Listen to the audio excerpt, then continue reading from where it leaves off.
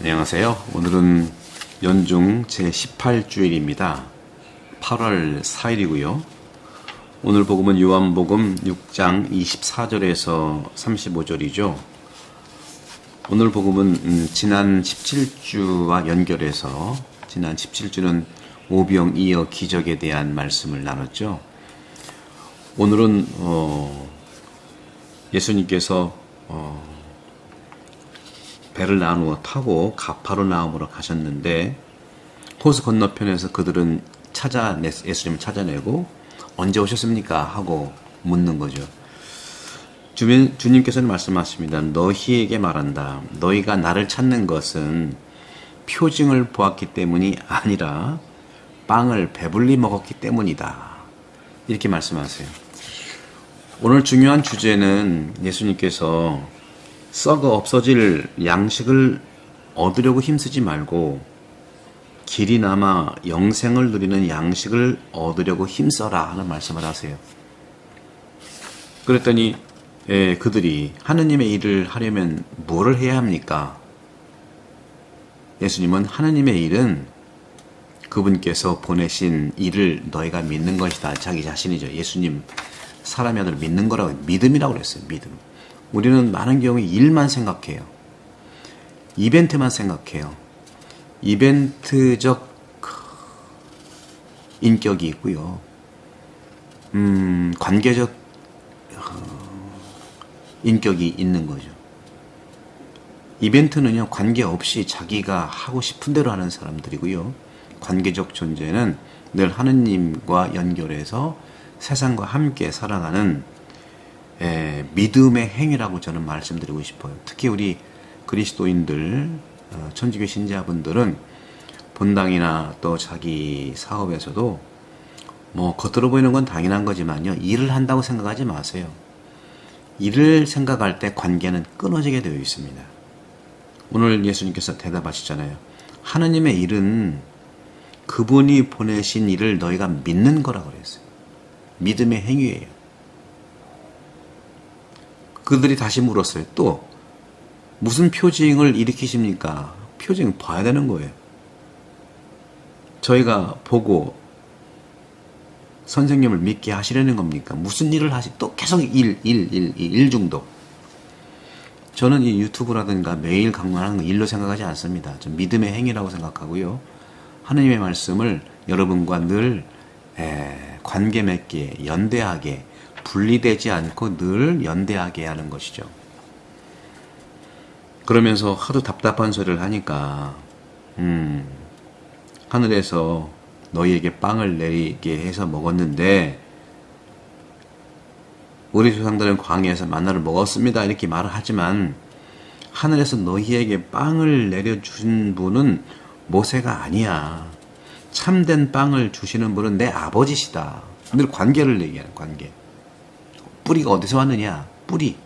여러분들 모든 인과관계를 잘 영적으로 살피시기 바랍니다. 본당도 그렇고 사회도 그렇고 얼마나 관계가 어렵습니까? 관계가 어렵다 보니까 나만 생각하는 거예요. 나만. 내가 한 것만 생각하고 상대방한테 한 것은 나도 모르게 그냥 나간 건데 그래서 내가 나를 잘 들여다봐야 되는 거예요. 그래서 천국은 그물이라고 했잖아요. 천국은 보물, 진주라고 엄청나게 지난주에 주중에 말씀드렸죠. 지난주 주중에 유튜브를 한번 보시기 바라요. 진주라고 하는 것은요, 보물이라고 하는 것은 영적인 걸 얘기하고요. 하느님의 말씀이고 예수 자체가 진주죠. 관계적 존재의 구세주잖아요. 죄송합니다. 그물은 뭡니까? 그물은 좋은 것도 꺼내고 나쁜 것도 꺼내는 거예요. 천국은 그물이에요. 그물은 뭐냐? 양심성찰이죠. 여러분들이 양심성찰이 뭐냐? 마트에 가서 시장을 봤잖아요. 그거를 집에 와서 풀어낼 때 이것도 샀고 저것도 샀고 이렇게 보는 거죠. 그게 양심성찰이에요. 보다가 아이고 있는데 내가 또 샀네? 다음에 안 사면 되잖아요. 근데 아이고 바보 같아. 나는 왜 그러지? 자기 자체가. 그러지 마세요. 그 자체가 하는 건 양심성찰이 아니에요. 양심 단죄지. 그냥 보는 거예요. 그 내가 사왔던 물건들에 대한 관찰을 보고 내 반응을 보고 다음에 안 하면 되거든요. 계속 이를 얘기해. 그래서 예수님께서는 더 근본적인 부분들을 자꾸 우리에게 표시해 주시는 거죠. 하느님의 빵은 하늘에서 내려와 세상에 생명을 주는 빵이다. 그러니까 선생님 그 빵을 주세요. 금방 5,000명 먹은 기적을 먹고도 그 빵을 주세요. 또 이러셨어요. 내가 생명의 빵이다. 나를 먹어라. 나에게 오는 사람은 결코 배고프지 않고 나를 믿는 사람은 결코 목마르지 않는다. 목마름. 나트주 시인이 그런 말씀 하시더라고요. 자존감과 자존심의 차이가 뭐냐. 자존심은 자기가 잘하는 것을 계속할 때 자존심이 올라간대요. 근데 자존감은 언제 올라가느냐. 자기가 좋아하는 일을 할 때 올라간대요. 참 이런 통찰도 대단히 성경적이죠. 왜냐면 제가 잘하는 것을 계속 하다 보면 자존심이 올라가는데 계속 잘할 수 있나요? 한 번 잘못할 수 있잖아요. 그러면 자존심이 뚝 떨어지는 거예요. 내가 이렇게 못하나. 그러나 자존감은요. 내가 좋아하는 걸 하기 때문에 좋아하는 건 뭐예요? 좋아하는 것은 못해도 내가 좋아하면 또 하면 되는 거니까. 그렇지. 다음에 또 하면 되거든요. 이런 겁니다. 그런 점에서도 나에게 오는 사람은 결코 배고프지 않고 나를 믿는 사람은 결코 목마르지 않을 것이다. 이 자존감은요. 결핍에서 오는 거예요. 내가 부족할 때 또 하면 되잖아요. 그죠? 로마의 성 에디지오 공동체가 있어요. 여기에는 비유럽인들, 비이유 공동체 사람들이 살아가는 피난처예요. 이걸 아브라함의 집이라고 이렇게 설립을 했거든요. 거기에는 많은 유럽에 있는 아프리카 사람, 중동 사람, 인도 사람 수천 명이 살고 있답니다. 그들은 우리에게 무엇을 찾고 있을까? 왜 그분들이 그 아브라함의 집에 갔을까요? 대답은 굉장히 독특하고 좋은 것이죠. 바로 빵입니다. 빵 때문에 가는 거예요. 그들은 식사를 나눠주는 곳에 긴 줄을 서죠. 줄. 이런 부분들은 뭐 접수라든가 지원이라든가 이런 센터는요. 수요님들이 운영을 하는 경우가 많아요. 항상 이랬는데 오늘날에도 이것이 그렇게 성찰해야 될 대상이 되긴 합니다. 물론 빵이 필요해요. 하지만 그 빵을 나눠줄 수도자들도 부족하고요. 또 많은 경우에 그렇게 살아갈 사람들이 태부족하죠. 옛날에는 학교에서 교리를 가르쳤죠. 교리. 지금은 시드니에서도요. 학생들 중고등학교에서 선택을 하면 교리도 가르쳐줘요. 그런데 오늘날에는 교리가 오래됐고 또 참 이상한 가톨릭 그 학교인데 또 교리를 못 가르쳐. 왜? 우리나라는 너무 종교 편향을 하기 때문에 그래요. 이 일을 또 사람들이 제기하죠. 저는 어떤 말씀을 드리고 싶냐면 빵을 나눠주는 것이 나쁜 것이 절대 아니죠. 사랑의 수녀회에서 가난한 사람들에게 파스타를 나눠주고 빵을 나눠주는 대신에 영적 사도직에 헌신한다면 어떨까 하는 생각도 해봅니다. 물론 간디는 그런 말을 했어요. 빵이 내 안에 들어갈 때 정신도 들어온다. 이해합니다. 사람들이 배가 고프면 아무것도 안 들어오죠. 저는 배고픈 사람한테 주는 건 당연한데요. 그것을 나눠주는 사람이 태부족하다니까요. 그분들은 정신적으로 나눠주는, 어떻게 보면 오늘 주님께서 말씀하시는 배고프지 않고 또 믿는 사람들, 목마르지 않는 이 모든 부분, 예수님이 생명의 빵이니까 예수님으로 무장한 우리 사제 수도자 또 평신도도 이런 일들에 많은 종사할 사람들이 많아지면 어떨까 하는 거죠. 예수님의 첫 번째 사도들도 비슷한 결론에 도달했었잖아요. 사도들이 사목에 열중하고 선교에 열중한 나머지 자유롭게 하느님 말씀을 전파하기 위해서 허드렛 일은 아니지만 교회 일, 빵 나눠주는 일, 이런 모든 일들은 누가 했어요? 부제가. 그래서 부재직이 탄생한 거잖아요. 사도행전 6장 1절에서 6절이죠. 문제는 분명히 사례별로 고려를 해야 됩니다만은 일반적인 원칙으로는 해결할 수가 없는 거예요. 물질적 필요에 주의를 기울이는 사도직과 영적 필요에 더욱 주의를 기울이는 사도직 사이의 한계가 불분명하고 불확실하다는 거죠. 예수님께서는요, 하늘의 빵인 성체성사에 대한 토론을 시작하기 전에 몸소 배고픈 이들에게 빵을 줬잖아요. 지난주가 그 5천만 원 모은 기적이잖아요. 그리고 오늘은 바로 영적 발전, 진화의 차원에서 자기가 생명의 빵이라고 말씀하시네요. 물적인 빵과 영적인 빵이 같이 공급돼야 되는 거죠. 이것이 오늘날 우리 교회가 할 일이죠. 인간의 삶의 자연스러운 측면이잖아요. 그렇죠? 그것은 땅에 처음 뿌리를 내리고 즉시 자라기 시작한 나무와 비슷한 거죠. 씨앗이 들어가서 나중에 우뚝 쓰는 건 멈출 수 없고 성장이잖아요. 성장.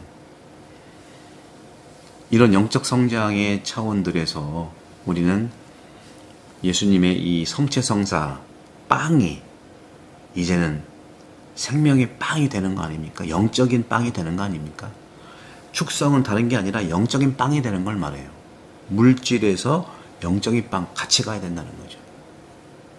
영적인 빵이 많을수록 물질도 같이 나눌 수가 있는 거예요. 물질만 많아진다면 영적인 것에 관심이 없게 되어 있어요. 인간의 이러한 발전과 진화는 미천한 물질적 기능에서 시작되지만 영혼과 정신의 발전으로 계속 된다는 것이죠. 그 바로 의식의 확장이잖아요. 우리가 이러한 삶의 역동성을 눈앞에 둔다면 우리는 두 가지 반대되는 오류, 즉 재료라고 하는, 물질이라고 하는 오류를 피할 수가 있는 겁니다. 하지만 영성주의는 또 우리가 경계를 해야 되겠죠. 그렇다고 물질이 없는 영성주의도 문제가 심각한, 오히려 더 문제가 있을 수 있겠죠. 과장된 영성주의자들은요, 세상이 너무 부패했다. 사람들이 물질만, 이익만 추구한다. 기도와 영적인 만남보다 빵에 대한 관심이 더 크다. 이렇게 불평을 좋아해요. 그래서 균형의 문제에서 문제가 있는 거거든요. 간단히 말해서 그들은 맨날 좋은 설교만 좋아하고 세상의 어려움과 관계없이 자기의 이런 좋은 설교와 자기의 영적인 그런 소위 주얼리 같이 그런 부분들이 없지 않아 있는 거죠. 이런 것들이 많은 이단들도 났잖아요. 그래서 모두가 과장된 것은 피해야 된다는 거죠. 물질적 극단주의, 영적 극단주의 피해야 됩니다. 그래서 유물론자들이 극단적 영적주의자를 반대하고 빵 없이는 살 수 없다고 하고 이상이 없이는 살 수 없다고 얘기를 하잖아요. 너무 아름다운 생각은 그냥 상상의 게임이거나 추악한 사회의 차이를 정당화하기 위한 생산에 지나지 않는 거예요. 잘 들여다봐야 될 거죠, 우리가. 이러한 맥락에서 종교는 인류의 아편이라고 얘기한 거 아닙니까? 진정한 걱정을 잊게 해주는 그런 아편이라고 선언된 거예요. 신중한 사람들은요, 극단주의를 피하고 싶어요. 서로 소통하고 타협하고 협의하는 게 필요하지 않습니까? 우리나라에 절대적으로 성당도 그렇고 사회도 그렇고 종교도 그렇고 정치권도 이 협의와 타협 극단으로 나가잖아요. 극단으로. 거기엔 또 이유가 있는 거죠. 분명히. 따라서 그들은 물질적 안전에 대해 걱정은 하지만 항상 영적 관심을 위해서 자유로운 공간과 시간을 남겨두는 것이 필요합니다. 그것이 바로 뭐예요? 유대교에서는 안식일이고 우리 그리스도교는 주일인 거예요. 주일날은 뭐예요? 주일날에 가는 것은 플라톤도 그런 얘기 했거든요. 축제와 축일은 물질적이지 않은 것을 성찰하기 위해서 하늘이 주신 선물이라고 얘기했어요. 플라톤도 그런 얘기했죠. 따라서 이 두 활동 모두가 그 활동에 대한 합리적 시간 분배라고 할 수 있고, 하지만 우리는 이런 시간 분배를 근본적으로 분리시키면 안 된다는 겁니다. 주일날 미사에 와서 푹 쉬고 영적으로 무장하고 또 세상에 나가 살 수 있잖아요. 주중에는 일하고 주일에는 교회 가서 기도하고. 하지만 이 기도가 일도 거룩하게 한다는 것을 우리는 잊어서는 안 되겠습니다. 물질적인 것에서 영적인 것으로 전환, 느리지만 반드시 존재하고 필요합니다. 이효령 교수님도 그런 말씀 하셨잖아요. 지성에서 영성으로. 물질에서 지성으로, 지성에서 영성으로. 제가 항상 말씀드리는 몸, 혼, 영. 이것도 마찬가지. 몸과 영혼과 영. 한 공동체의 인격체라는 거죠. 어느 하나 우리가 분리돼서는 안 된다는 것이죠. 많이들 구독, 전파하고 또 구입해 주시면 천천히 읽으시면은요, 이 부분들이 복음하고 딱 만나거든요. 이 영혼들 몸의 재료가 성령이고요. 교부들의 또 영적인 지침들입니다. 그래서 영적인 것을 향한 이러한 진화는 우리 모든 물질적 활동에서 나타나야 되는 거예요. 우리가 미사성제 때 성찬리에서 물질적인 빵, 그 빵이 영적인 것이 되는 거죠. 왜냐하면 땅과 인간의 노력의 열매가 그걸로 제단에 봉헌되고 하나님께 바쳐지기 때문에 영적인 겁니다. 여러분도 영적인 몸이에요. 우리는 그것이 우리를 위한 영적인 음식이 되기를 기도하는 것이죠. 같이. 성찬례가 그런 거예요. 우리 사회에서는요, 우리는 행위의 두 영역, 즉 불경스러운 것과 신성한 것, 노동과 기도, 이걸 너무 많이 구별하는 데 익숙해져 있어요. 너무 분리시키는 거예요. 하지만 나자렛에서 성모 마리아의 삶을 상상해 봅시다. 외적으로는 마리아는 빵도 만들고 음식도 하고 집 청소도 하고 옷다리미 옷도 손질을 다 했겠죠. 그 시대 여성들이 했던 모든 일을 한 거예요. 하지만 마리아 성모님은 다른 여성들이 좀 가깝게 하지 못했던, 그들이 모르는 것, 다시 말하면 예수님의, 그러니까 그 마리아의 아들, 예수님이 하느님의 아들이라는 것과 마리아의 모든 활동이 기도라고 하는 것과, 즉 하느님께 드리는 기도라는 것을 알고 있었어요. 따라서 바오로 사도가 말씀하시잖아요. 로마서 12장 1절에서 말씀하시는 것처럼 우리의 삶이 기도가 되기를 바랍니다. 여러분의 몸을 하느님께서 기뻐하시는 거룩한 산제물로 바치십시오. 이것이 여러분들의 영적인 예배라고 했잖아요. 현대 신심 가운데 사도직이 있죠. 사도직. 기도. 이것은 마리아의, 성모 마리아의 모범을 따라 물질적인 것과 영적인 것, 속된 것과 신성한 것, 일과 기도 사이의 시면을 잘 극복하려는 실천이에요.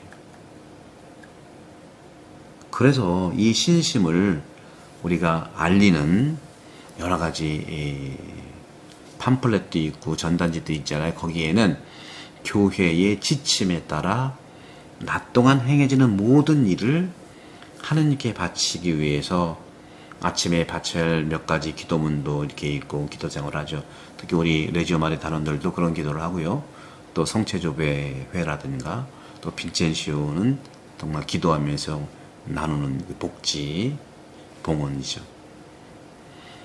한 여인이 사제에게 와서 한 가지 말을 해달라고 요청했어요. 그분의 뜻을 따르라고 하는 것을 요청했죠. 그래서 기꺼이 그렇게 하겠습니다. 사제는 이렇게 하지만 당신도 같은 의도로 내일 당신의 일을 마치면서 비슷한 일을 할 수 있다는 걸 잊지 마세요. 꼭 나만 하는 게 아니죠. 저도 하겠습니다. 당신도 하십시오. 같이 가야 되는 거예요. 그녀는 깜짝 놀랐어요. 그렇습니다. 그렇게 할게요. 하지만 다양한 방법으로 만나게 되는 거죠. 하지만 우리는 이미 말했듯이 성찬례가 우리 활동의 이상적 상징이기 때문에 비슷해요. 그렇기 때문에 여기서도 하느님과 하나가 되는 거 중요해요. 그걸 분리하면 안 돼요. 주님의 기도에 나오잖아요. 오늘 우리에게 일용할 양식을 달라고 하는 것과 애초에 하느님의 나라가 임하게 하는, 같이 가야 되는 거예요. 이 양식만, 일용할 양식만 달라고 하고 하느님의 나라는 오거나 말거나 관계없고, 이게 아니라는 거죠. 균형 잡힌 우리 영적인 것과 물질적인 것이 함께 간다는 것. 그래서 여러분들, 이 영혼 돌본 여러분, 제가 분명히 여러분께 확신을 해드립니다.